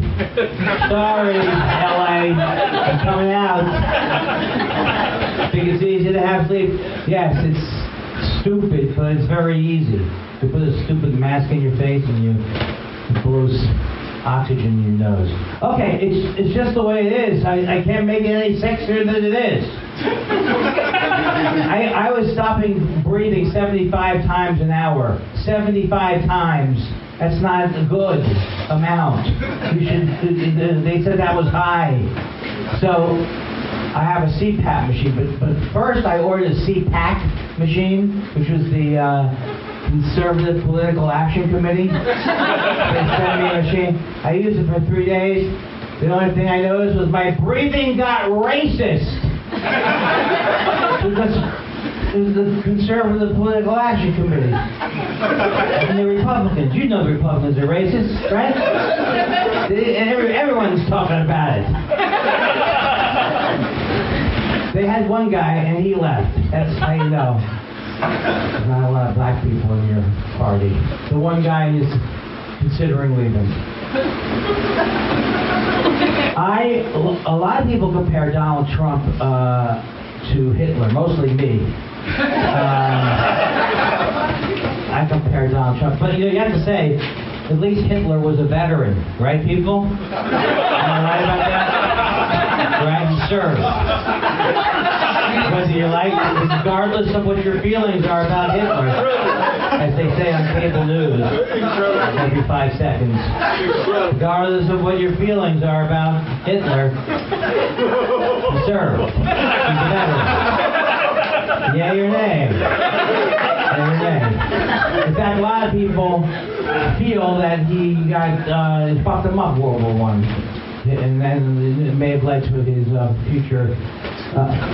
Hitler was the first person to use the expression haters. Before him, there were people were very upset. Like Goebbels would come in and he'd say, people are very upset about what you're saying about the Jews. Oh, you mean the haters? Is that what you're saying? The politically correct people. Oh, I'm the bad guy. Oh, I'm wrong because I hate the whole religion and more. So basically, what I'm trying to do with telling you that Hitler served was I'm trying to build sympathy for Hitler. That's what I'm trying to do. Much like Hitler, I too am not a morning person. That's the way I would have reacted to that joke if I was in the audience. He's saying like, boom, I did a little twisty. That's what we call a twisty in the biz. Much like Hitler, what is he going to say? He's guilty of genocide? No. Then I go the other way. Much like Hitler, I've killed whole races of people. But no, I didn't go that way. Much like Hitler, I too am not more. And you think Hitler would get up early, too. Wouldn't you think he'd be up and at him with the hating and the... But he took a lot of drugs. Took a lot of drugs. A lot of people don't know this. I know everything about Hitler. Every single thing. Jewish people, we hate him, but we can't stop looking at him. I've seen every documentary. My favorite documentary about Hitler is about Hitler and his drug problems. It's called... Did that come from a thing? Oh. It sounded like my thing. For 4 years when I got a cell phone, I didn't realize that iTunes was on. What's that? It's terrible sound. I can't get it out of the thing. For the first 4 years I had a cell phone, every time it would ring, I go, I'm an old man! What is it? Why so close to me? It's the ringing. But Hitler, so it was about Hitler and his drug problems. It was called High Hitler. Was the name of it. It had to have a gimmick. Is that what it's come to? We need a gimmick now to get people to watch Hitler? Are you telling me that Hitler's numbers are down? Is that what you're telling me? We have to fool people. I'm just saying, he got up. You couldn't even talk to him about the Jews till he had his second cup of coffee. That's how grouchy he was. Grouchy. We're back from the break. What'd you think? I thought that was an awesome set, Andy. Oh my God! Can you at least pretend like you've heard it? That was fantastic. Let's do it again, okay? So what'd you think? I still love the thing about... I know. The thing about how you're not doing well? That's fantastic. Oh. That's true. I don't think I have enough self-deprecating jokes. I'd like to get more into the act. Don't put yourself down. You have plenty of self-deprecating jokes. Don't put yourself down. There's plenty more horrible things about you. If there was ever a rich vein for comedy, it's how much you suck. Hey, we already have 7. Barb says, I love it. This is the you tweeting your Christmas stockings? 7 likes so far. Nice. And you know Barb, right? Sure. Okay. It's Barb. Mad City Architect says, Josh, do you remember when Ethel Merman filled in for Liza Minnelli, who filled in for Axl Rose, singing Guns N' Roses' hit, Sweet Child of Mine? I do have a faint memory. Oh, sweet child of mine. That's all I got. Guy Incognito says, can we please hear Preschool Shark Tank explaining how to monetize a remake of Boys from Brazil? Okay, so I'm gonna make the best movie of this from the 1970s. It's not Star Wars. No, it's not. It's not Serpico. What is it? It's the Boys from Brazil with Baby Hitler. I don't know. Baby Hitlers. He makes a bunch of baby Hitlers. It's gonna be the best. I need $100 million, and you can have 6 points. You have to button it with. We'll see how it goes when we come back on Preschool Shark Tank. Preschool Shark Tank is available on the Scholastic Network. Preschool Shark Tank available on the Scholastic Network. I think you're getting into. All right. That was great. I loved it. And I wish you'd put that much effort into your life. I wish you'd put that much effort into your insults. It does feel like I could do better with insult comedy. You really could. Fuckface. Yeah. Fine-tuned Fine. That's right. Where'd you get that beard from? The beard store? That's right, dipshit. How would you know, idiot wad? M. Ledsome says, no requests, no question, just thanks for another year. You guys make my Tuesday morning, time difference delay. Please keep spiraling. Happy Hanukkah and Happy New Year, guys. Love you. I mean, we're cool, like mates and stuff. No, we're mates. Absolutely. I love you, M. And it is interesting that in Europe, we're known as the Tuesday morning delight. Well, I didn't mean it that way, but Tuesday morning. In Europe, we're Thought Spiral Royale. I love it. Dan Marsh says, hi, guys. Love you. Love the show. Love a third thing. If you could go back to the recording of Test Show number 1 with the experience you have now, what would be different? I wouldn't be as nervous, I don't think. I would think I was more. I don't know if I was nervous. The thing about doing it at the beginning is that since you haven't done them, you kind of give yourself a break in a way. Yeah. I felt like more wound up a few into them, but now I don't remember anything about it. I think my misconception going into number 1 was that I had to be cantankerous with you. I had to be I had to be contrarian with you. Right. Did we get in the fight in the very first one? We didn't get any fights, but I felt like, especially coming off of our kids' court. Right. That was sort of. We didn't know it was your idea to do the show, and we didn't know exactly what it was going to be until we did it. Right. I mean, we had an idea. We still don't. That's what's the genius of it. That's the genius of At the show, and there's changes every week. You take 2 Jews and you put them in the front of the microphone, and then you buy them a cup of coffee. How much you need for that show? We need $5 for a cup of coffee. No points? No. We'll find out next week on Musical Something. Even when you do it by rote, it's fun. That is. And then I wrote. Stand by your man says, happening now, fellas. Then a measly 30 hours of the show till I catch up. Oh, wow. That's a lot. Well, I say space He's it out. watching Don't Look Back is what he's saying. Don't Look Back. Great movie. He's finally watching Don't Look Back, which means that he can move ahead with the show. He stopped listening to us. Are you saying the Don't Look Back is a pun? No. I'm saying we watched the Bob Dylan documentary, Don't Look Back. Right, 30 shows ago. 30 shows ago. Stand by your man. Just couldn't get to it, but couldn't keep listening until he did. That's so now, admirable? Yeah. And then he goes, the thoughts are lovely, dark, and deep, but I have promises to keep and spirals to go before I sleep. And spirals to go before I sleep. So when he gets into the episode where we meet Bob Dylan, that's going to be great. Yes. And we jam. Yes. And I say, Bob Dylan, can you want to jam me? He goes, Andy, I would love to jam and play some songs.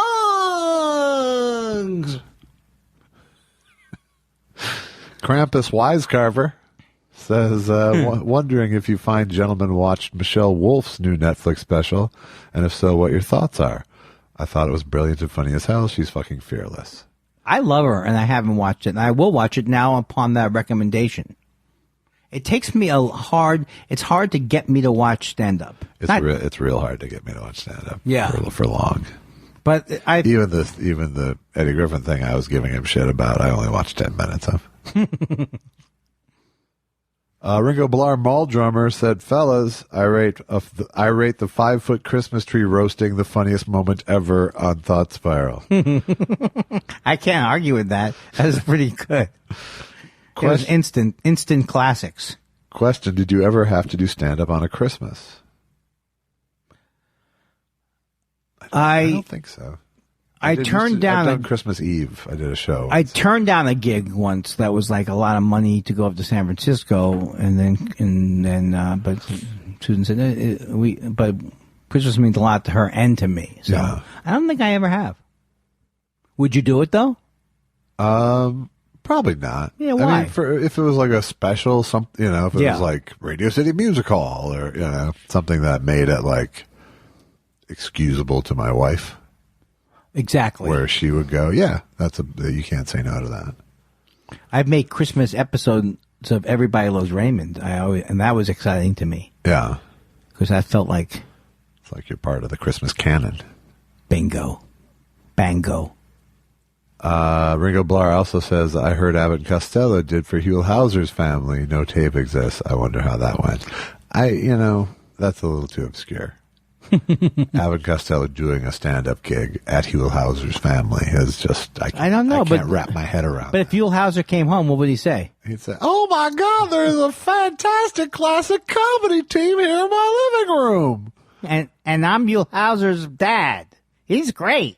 Hey, Huell, that's fantastic. It's great. I can't believe you got him for our Christmas. That's amazing. Well, Dad, anything for you. You're fantastic. Hey, is The Simpsons off the air? No. Oh, because I heard someone going, thank you for 30 years of something. I think it just hit 30 years. Is that for real? Yeah. Oh, God. Yoshi Yamamoto, Yoshi Yamamoto, Yoshi Yamamoto, Yoshi Yamamoto, Yoshi Yamamoto, Yoshi Yamamoto, Yoshi Yamamoto, Yoshi Yamamoto, Yoshi Yamamoto, Yoshi Yamamoto, Yoshi Yamamoto, Yoshi Yamamoto, Yoshi Yamamoto, Yoshi Yamamoto, Yoshi Yamamoto. Tomato. It's not always Sun-dried tomatoes. I share a lot of weird brain quirks and mean mom moments with Andy. Maybe it's the pollution in Queens. But one of the stranger tics in common is immediately going to the word chicken in panicked improv situations. Chicken.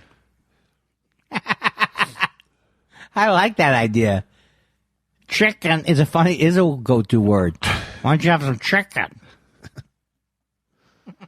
One time in college, a friend of mine who was a vegetarian, and he had a good sense of humor. This is Stewie, who didn't want to be friends with me after college. I think I've mentioned him to you. Wow. Have I?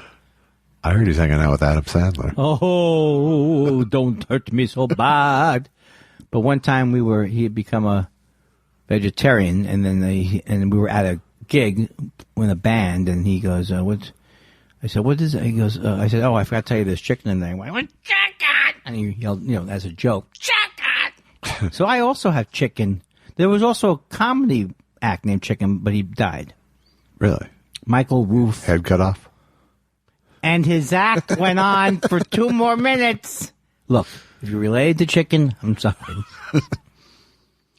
I don't have to apologize. For who? How's that going to get anybody? The comic tree fell on him.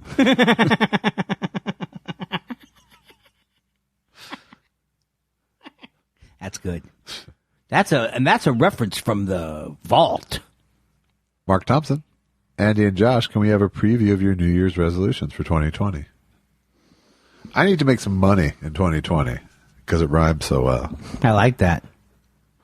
Mine would be to continue to bring to normal chores not joy, but the making them part of my life and just having fun and not. I'm doing a really good job of not freaking out. So I'd like to continue to not freak out in the new year. Yeah. And money. I need to stop pursuing happiness and start pursuing money for a little while. And do we have a game plan, or what do you think? I don't know. Right. We'll see how it goes. My career's been weird so far, so it has been weird. I have hope. You could not have predicted your career, even if you had a Venn diagram, a Venn diagram. Oh, by the way, Ram Dass passed away. That was very sad. Really sad. I love him. But no one was really more suited for it than he. Yes. And he'd been preparing for it. His last, if you get to watch his Going Home, really, really great documentary. Which came out a couple of years ago. I didn't mean to bring you down, or up or down. It's okay. I don't have a lot of skin in the Ram Dass game, but I know that a lot of people do. I did. And I love him. It's so weird because he spoke about death and he spoke about these things. It is weird that I don't feel as sad because he really wouldn't want you to feel sad, but I do feel sad. Right. I don't know what I'm feeling. Yeah, because of, he was all showboaty about being ready for death. I'm like, money where your mouth is, motherfucker. You get what you You get what you hoo-hoo. Don't be afraid. Fake it till you make it. What's the expression they go, don't you ask? reap what you sow? You don't ask for it, or if you Be ask, careful what you wish for. yeah, I don't like that one. Yeah. Maybe you could freeze Altar. Hoove J says New Year's plans. I can recall maybe 2 awesome New Year's Eves, like Valentine's Day. The pressure to hit benchmarks is just way too high. You can't do it. I have really believed that people, I know it shouldn't have taken me this long to realize it, that you cannot recapture the past Christmas. You can give it a shot, though. Allison and I had a really good fight on a New Year's Eve early on when we were dating. Really? Yeah, we were like in San Francisco, and as we were out on New Year's Eve, and we got into a fight. What was the fight? You can talk about it now. I think it was real. I think it was honestly, and this ties into this exactly. She started wanting to plan Valentine's Day on New Year's Eve, and I was dismissive of that. Like, oh, okay. Like you thought she was pushing it. Well, it's like planning a dinner at lunch, you know? Right. It's just like, but how could that get into a big argument, though? because she didn't react well to my attitude. I didn't get mad at her. She got mad at me. Ooh, now, do you never get mad at her? Of course I get mad at her. I've never seen you be mad. It doesn't happen very often, but... And then what do you do? happens. God damn it, you like this? God damn it, No, usually we have a blow up, and then we both pout, and then we make up. Do you have less of them as time goes along? I would think so. Yeah, I mean, but even in our most fight intense times, it wasn't frequent. I always withhold sex. I always withhold sex. There's never been any hostility. Has never characterized our relationship for any length of time. That's good. You don't want it to be where there's hidden things and then double meanings. No, I mean we like each other and treat each other well. You know, and I'm glad, and that's good. I don't know what I'm doing. I can tell I'm obviously riffing. Very good though. it is good. I'm very happy. I know you're happy. What?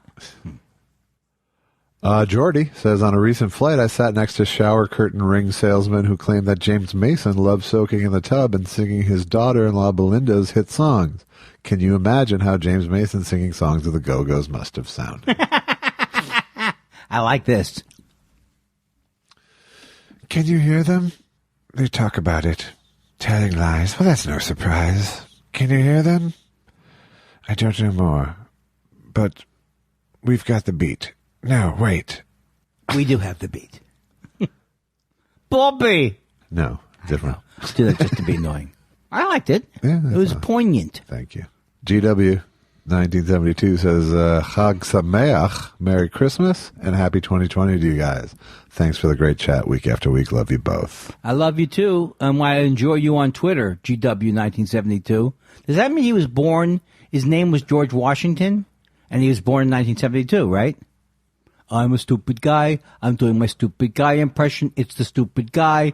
I'm a dumb guy. And we're back. We're back on Dumb Guy. It is. Welcome back to Dumb Guy Talking. It's a bottle, but then when you fold it in, it becomes a shoe. Hey. Yoshi Yamamoto is back to say, wow, how time flies. He started as a baby and now goes on to start a Preschool Shark Tank! Is he referencing Preschool Shark Tank? Yes. I'm telling you, that's where the money is. That's where the T-shirt should be. Tweet Bahara, or not Tweet Bahara, Not Tweet Bahara. says there's a story out there that Nixon showed Jackie Gleason alien bodies in February 1973 on an Air Force base in Florida. What do you guys think? Gleason. Oh, I saw aliens. I know that you know that I saw aliens. No. Actually, it's I know that you know that I know that I saw aliens. I know. Look, Norton. I mean, what are we? What are we, paid impressionists now? Why don't you call them Rich Little? No, we're volunteer impressionists. That's right. This is terrible. Hey, you know what? Take this to Cameo. Seth Dick III says this will come out just after college football's Final Four on Saturday. Since I assume you don't know squat about current college football, any memories growing up, etc.? Well, memories growing up was I rooted for Indiana because my father went to Indiana and they were always bad. This year I'm rooting for LSU because Johnny Torito loves LSU. Do you know, I just realized though that I don't know. Also, they're the number one team. I know, but Kinda I easy picked to root it the for. right year. But is it 4 and then 2? Is that how it works? I have no idea. There is a bowl championship series, but I don't know how it works. 4 teams play, Yeah. and then I thought maybe those 2 teams play. I think that might be. That may be the way it is. But I did not have. I went to college, but we had no sports there, and I was a Jets fan as a kid, and Indiana was the only team I knew. I went to a Big Ten school and didn't give a shit. Yeah, I can't. But you like sports now more then, or what? Or you just didn't like the thing then? I just don't care. I just have never cared about college football. Yeah, It's too many teams, too many people who I've never heard of. I think it's hard. This year I've been enjoying it, I think, because of the Giant Torito connection. Yeah. I want them to win. Go Tigers or up your thing. I think that's their slogan. Yeah, I don't have, I'm not, just leave it on because it's sports. I'm not No, one of I don't those like guys, that either, you know? no. I have to have some kind of knowledge about who the teams are. I can't those days are over. I wasn't that long ago, but it's been 40 years since I said, I really want to follow the baseball all the way through. I just can't have the time. I did for years, but I was on the road, and it was a hobby to sort of... Oh, that must have been, yeah. You should, do you have a pool? Isn't Yoshi trying to get you into a pool? He wanted me into the fantasy football. Was he still hawking you? No. I think I convinced him that it's not for me. It is a good reason to watch, but then you're still not going to want to watch that much. Well, but do you need a good reason to watch, is the thing. That's the problem. I don't feel like I have any obligation whatsoever to watch football. I love it in Vegas. I'll bet on a weird parlay or whatever, the 3 teams. But no, I actually do still look forward every week to watching football. I watched the Vikings lose tonight before you came over. It's Monday? Mm-hmm. Who'd they play? The Packers. That's the big game of the year. It was the big game of the week. And the Vikings gone now? No, the Vikings are firmly in the wild card number 6 spot now. Oh, they can't lose it, or they could lose it. No, I think they're guaranteed.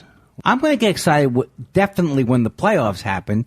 I love Wild Card Saturday. I love it. It's still my favorite sport to watch, but who cares about me and my needs? Maybe we'll care more about basketball this year. I already do.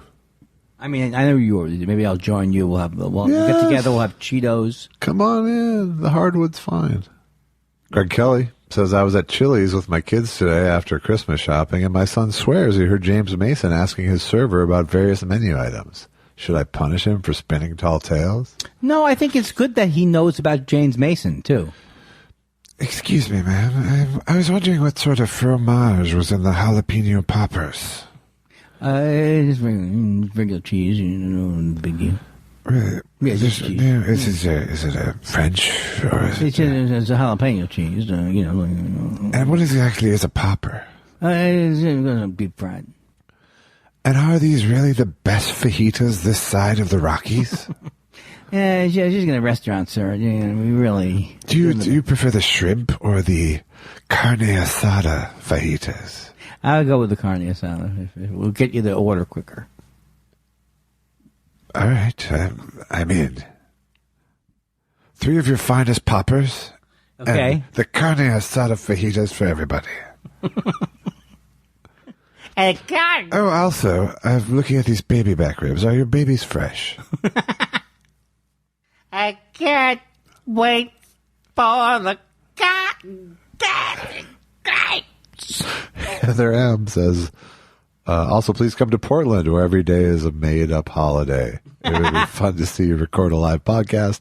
Happy holidays and whatnot. We, for some reason, are not excited about doing a live, but we will some point in the future. Maybe in Montreal. Yes. Ooh, hey, ooga, ooga. I would like to play up in Portland. Yeah, me too. I haven't been there in a few years. It's Stumptown, baby. Yes. Heather M. also says, favorite holiday candy and or snack treat. Also, what are your opinions on fruitcakes, both as a food and as a comedy premise? It's both a tired food and a tired comedy premise. I don't think, I think it's one of those things like 10 years from now, nobody will. Well, it won't be out of the vernacular, but it'll be replaced by Elf on the Shelf, which I guess is better. Probably. Yeah. Although it's sort of joke on a joke. Joke on a joke. Whereas fruitcake was earnest at its beginning. Yes, the people originally made it and still make it think it's good. Isn't it just basically jujubes shoved into a cake? Kind of. Yeah. Like a wet cake, though. Yeah. Stinks. Like a wet, dense. Yeah. Stop it. Bricky cake. Don't do it anymore. We don't have a Horn and Hard Arts either. Bilal Zafar. That's him. Yes, and he's taken off the parenthetical now starring in Last Christmas and now in cinemas. So maybe it's not showing in cinemas anymore. Oh. Do you ever think you're living in a simulation? Parenthetically, enjoy your turkeys. Thank you for a year of podcasts. I actually am fascinated, not by so much of the simulation, but the idea that there's different universes and I wouldn't be surprised if something like that is happening. We think we're the, like Dana Gould told me, like the reason why he kind of does believe, like, we don't know if there's a God because we could be like, maybe we're dogs in somebody else's house who doesn't understand what's going on. It's like a lot of things could happen. Although I don't really know what the simulation is. Is that like Second Life? Well, a simulation is, yes, something that's not real, something that's a fake version of reality. And it would also be along the lines of that movie with Jim Carrey. What was that? Where he was being filmed and didn't know it. Right. I could have told you 10 seconds ago. But what was it? But right now I can't. Because of the way Truman I asked Show. it. Yeah. Yeah. It sounds too predictable, but maybe. Or The Matrix. I never saw The Matrix. Is it great? I'm not a huge fan, but... Some people think when they see my act is a simulation. Of what? Comedy. The show is stopping being I'll tell you, the show used to be a simulation of comedy. We're working a groove. We're in a groove now. Chris Olsen says, hey, gentlemen, thanks for all the laughs over the last calendar year. How about a shout-out to my son, Zen, who will just have turned 15 when this show airs. It's never too early to begin inculcating the young generation. Chris in Osaka. Happy birthday. Is it his birthday, Zen? It's Zen's birthday. Happy, like today? Well, no, it'll just have been his birthday when this comes out. So I hope you had a good birthday, Zen. Happy birthday, Zen. I hope you are rebelling against your name. Yeah. And overreacting to every single thing your father says to you. Look, it was every stupid thing your father, every stupid piece of advice. Don't. You're going to cause a problem in the family. Okay. I do like the name Zen. I do too. I got nothing. Yeah. You could tell. Can you tell I'm fading? Yeah, I can. How many questions are? What are these people? What do they think we're a question? Happy factory? birthday to Zen Olsen in Osaka, Japan. Happy birthday, Zen. And don't forget your Uncle Andy. Everyone's Uncle Andy. Are you? Well, he's 15. Right. So he should be listening to the show. Creepy Uncle Andy is, I think, what he calls you. I don't like that. Don't even make jokes like that. Or if you do, don't tell me them. And furthermore... Not Tweet Bahar is back to say, wishing you both a very Jerry holiday with the presents and the food and the lights and a Hanukkah bush and the things and the oil. Don't eat too much. And also I had a dreidel, lady, dreidel. Not Tweet Bahar also... Josh Dandy, so you can put the angel on top? Boom! Andy's not coming back from that one. No, Happy holidays to my favorite podcast and podcast. Thank you, and I don't think I should come back from that one. We got a 5-foot tree. Oh, so you could hover over it like a big lumbering guy? Yeah, I think don't tag it. Okay, don't tag it. That's a good note to me in general. Leah Beal says, wondering if either of you had any thoughts on Eddie Murphy and returning to SNL? Yes, we did. It was fun. Happy Hanukkah and happy neurotic year. Terry Caulfield says, Josh, who will you and Andy be spending your New Year's Eve with? Your choices are 1. Anderson and Andy on CNN. 2. Ryan Seacrest on ABC. 3. Carson Daly on NBC. 4. Steve Harvey on Fox. 5. None, which is the right answer. Or none, which is the right answer. He didn't. It's not a question mark. Right. I probably will watch some of Andy and Anderson. Well, you're going to be at my house, so we'll see. Oh, maybe we should watch it. I don't know. We're not going to make any promises. Is it? No. Kathy had a good energy with it. The whole New Year's Eve thing. I do like. Sometimes Don Lemon gets drunk, so that could be good. But I never could watch Ryan. I could never purposely watch Ryan Seacrest. No. Larry Harold says, hey there, showbiz adjacent dudes. How about some of that fresh Kindler improv? Andy's a 60-something antisocial Jew who refuses to go out on New Year's Eve, but his wife Trixie, played by Elvis, threatens to ruin his entire 2020 unless he does. What's my character? I don't want to go out? You don't want to go out on New Year's Eve. You know what? Let's not go out. I'll fucking kill you. What do you mean? I'll fucking kill you if we don't go out. Okay, then I don't want to die. And scene. It's like two crazy men. Chaotic Neutral says in the 1984 movie Ghostbusters, Rick Moranis' character throws a party as a tax write-off, and there's an extremely out-of-his-league blonde woman that's all over him. Did the movie mean to imply that she was also a tax write-off, a hooker? And if so, is that a joke? I don't remember this scene. I don't think the movie did try to imply that she was a hooker. I think she was a client. Yeah, I don't remember that scene. And I do remember him in Parenthood. I enjoyed Rick Moranis in Parenthood. Yeah, he sings to his wife. Yes. On the day that we were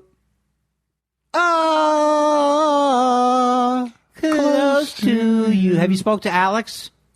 Have I? Yeah. I've communicated with him. I haven't talked to him. I talked to him. Letting the kid down. You really are. How's the kid doing? He keeps saying that. He keeps saying, why has Andy forsaken me? Like Jesus, he says it? He does. Rachel Wolf says, why are Jews ambivalent about their religious identity, but Christian faiths aren't? You don't hear them say they're Christian-ish, Catholic-ish, or Protestant-ish. Are we only sort of Jews if we say we're Jewish? Let's commit already. It's time to say we're Jewists. Well, the Catholics, they really, you don't want to get between them and their wafer. I'm out of all material. All right, we're going to race to the end now. Jennifer Hansen has a couple of entries here. Jennifer Aniston? Jennifer Hansen. Oh. Hi, Jennifer Hansen. Whose name is Gopher Puck fan, so I'm going to say a Minnesotan. Yeah. And her name is Hansen, another tip-off that she's a Minnesotan. Who's Gopher? Who are the Gophers? Minnesota Gophers. Like a hockey team? Minnesota Gophers. Oh, nice. What did I do? Nothing. Did she have are we answering a question? She has a couple things to say. Cool. One is just want to cast a yes vote for the Jen Kirkman guest episode. Yes, soon. And then she also says, no question for you tonight. Just to thank you for all the laughs listening to Tesha 137 and my favorite new bit. Please go Shark Tank. I know the Jen Kirkman show is going to be fun, but I'm not even worried about it. I'm not even worried about putting pressure on myself. I just have a feeling we're all equally neurotic. No, well, me and her are. Maybe if you knock her mirror off before the show, you'll I'll try. Focus. Dan Wade says, hey guys, I've come from the future to thank you for tonight's show. It was great, and thanks for laughing at this letter. Thank you. Josh Caterer says, I don't have a question. I just want to thank you both for another year of comedic brilliance and insightful discussion on your fabulous podcast, Viva La Spiral. Yeah. A lot of good vibes to end the year with. Viva. And I, too, well, I'm not going to make my year. I have a big year-end closing speech, but not this. No, it's going to be next week. Sous Vide says, please include a trigger warning when you speak of catheters in the future. I think she's right. Is it a she? I don't think so. Okay. If it's a he or a she, I think you're right, because it really is uncomfortable. The only thing is, I just wanted to make the point that before there were lubricated catheters, Right, I was just jagged. I just used dry. I went for the sandpaper. Sure. Non-lubricated. I thought there were only one kind of catheter, but I was wrong. I thought I couldn't fly in my stupid plane. Are we done? And their What are you new doing? spokes character, Aretha Franklin. I laughed at that even though I shouldn't have. You shouldn't have. Is your collarbone broken? It is. Drew Aaron says, I heard that Jose Feliciano covered Sting's Every Breath You Take at the Polar Music Festival. At the who? Sure enough. Every breath you take, Hee-haw. every move you make, Hee-haw. every bond you break, I'll be watching you every single day. Every move you say. Every move you say, I'll be high-ho. That was good. So that's when did Jose do that? That was at some sort of tribute to Sting. Sting was in the audience watching him do it. Oh, Sting. Well, that's not his song. Yes, it is. It's the Police. Do It's you the not, Police. Do you not see I'll the connection? bet you Do you not see the connection between Sting and the No, I Police? don't. No, Sting is a solo artist. I understand that, but Sting is not equal to the Police. Where was what's the name of the other guys? Stuart Sutcliffe. No. Sometimes it's fun. That's the only time I think it's ever been fun where I came up with a fake name, and it's to be stupid. Yeah. But there is a Stewart in there, right? Yes, there is. And the drummer I used to think was cool. That's Stewart. Oh. And the guitarist who had the great chorus CE2 sound, Yeah. Andy Summers. Correct. God, it's like why am I so proud to get the members of a famous band? There's three right? members, and one of them only has one name. It's Stuart Copeland. All right. Stuart Copeland. I just wanted to make the record complete. I didn't. Copeland. I'm the angriest trivia player. Oh, I forgot I was late tonight. But we still have a good show. Oh, it's quite a show. We're going to finish. Joe, this is our last one, says, I would respectfully like to ask for more Simon Bar Sinister. He's asking for more Simon Bar Sinister. What is that? I'm going to take all the Christmas trees in the world and shrink them down I'm going to hold them inside my coat. With every Christmas tree in the world, underdog. I don't remember that. I got to see that. You don't even remember it from last week when we did all the water in the world. I do remember that. All the water in the world. But you didn't know what I was doing? Not really. Oh. I'm glad you played along then. All right. Is it a cartoon? Underdog? No, but I mean they had a Christmas special. Oh, God. Shut up. God, First of all, I love you. Merry Christmas to you. love you. I don't love you really, but I just want this fucking show. I just want to say this to you. This is a Christmas time, Andy. Andy, can you It's put it just the away? holiday season. Can you put the horrible human away for New Year's Eve comes up in a couple days. I wish you all a happy New Year's. Thank you so much for being with us through 2019. Hope you'll stay with us through 2020. Special shout out to Tom Sharpling, beyond. who became a. Tom Sharpling gave us a cup of coffee. That was That's amazing. right. It was very cool. I was on his show, and he was very nice. So, if you be like Tom Sharpling or not, we love you no matter what you do. Thank you to everyone who supported us, both in spirit and in financial reality, on buymeacoffee.com/thoughtspiral. Thank you for all your participation with every week. Thank you for making us feel like this is worth doing for And can I give yet another year. Now, I'm more excited than I've ever been about it, and I'm still not happy. I'd like to give a signal now to Carol Burnett's. Grandmother? Can I close with that? You no, can. because No. it's not visual, right? That's true. Wait. See you next time on Bad Visual Radio.